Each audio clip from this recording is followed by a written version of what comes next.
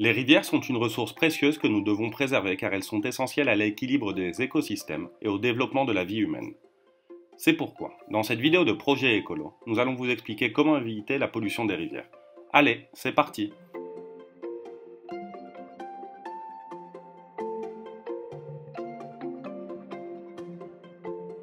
Réduire votre consommation de plastique.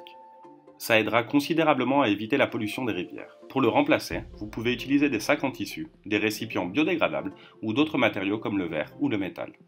S'il n'y a pas d'autre alternative, on vous recommande tout de même de plutôt choisir les plastiques qui peuvent être réutilisés ou recyclés et jamais ceux à usage unique. Lorsque la vie utile de ces plastiques arrive à son terme, veillez à en disposer correctement. Dans la vidéo ci-dessus, on vous laisse une vidéo dans laquelle on vous parle du plastique dans la mer. Réduire l'utilisation d'huile et de piles. Les huiles sont très polluantes, on estime qu'un seul litre d'huile contamine 1000 litres d'eau. Les batteries et les piles ont une composition toxique qui, lorsqu'elles sont dissoutes dans l'eau, peuvent être ingérées par les poissons et les autres êtres vivants de l'écosystème concerné. L'utilisation de ces éléments et leur mauvaise élimination finale polluent les rivières et par conséquent affectent la biodiversité aquatique en affectant la chaîne alimentaire. Par conséquent, la réduction de l'utilisation des huiles et des batteries est une bonne initiative pour lutter contre la pollution des rivières. Réduire l'utilisation de produits chimiques à la maison. En général, les produits de nettoyage sont utilisés dilués dans l'eau et quand on a fini de nettoyer, on en dispose et ils finissent par se retrouver dans les rivières et les mers. Ceci est vrai à l'exception des endroits où de très bons processus de traitement de l'eau sont mis en œuvre, mais ce n'est malheureusement pas encore le cas le plus courant dans le monde entier. Nombre de ces produits, comme les détergents et la javel, contiennent des substances chimiques hautement toxiques pour la vie aquatique. C'est pourquoi il est urgent de réduire l'utilisation de ces produits chimiques si nous voulons préserver les rivières et leur biodiversité. Consommer plus de légumes que de produits animaux. Manger plus de produits végétaux que de produits animaux permet de préserver les rivières pour deux raisons. Tout d'abord, il faut des milliers de litres d'eau en moins pour produire 1 kg de légumes que pour produire 1 kg de viande. Deuxièmement, l'industrie de l'élevage produit beaucoup de déchets polluants qui se retrouvent dans les rivières et autres plans d'eau. Avant de poursuivre, nous allons vous mettre à l'épreuve.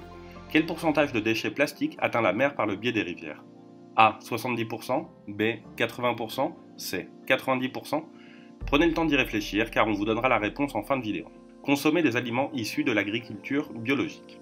La réalité est que les produits agrochimiques utilisés dans l'agriculture industrielle non seulement persistent dans nos aliments, mais beaucoup d'entre eux s'infiltrent dans les eaux souterraines et finissent dans les rivières, les polluant et affectant ainsi la biodiversité.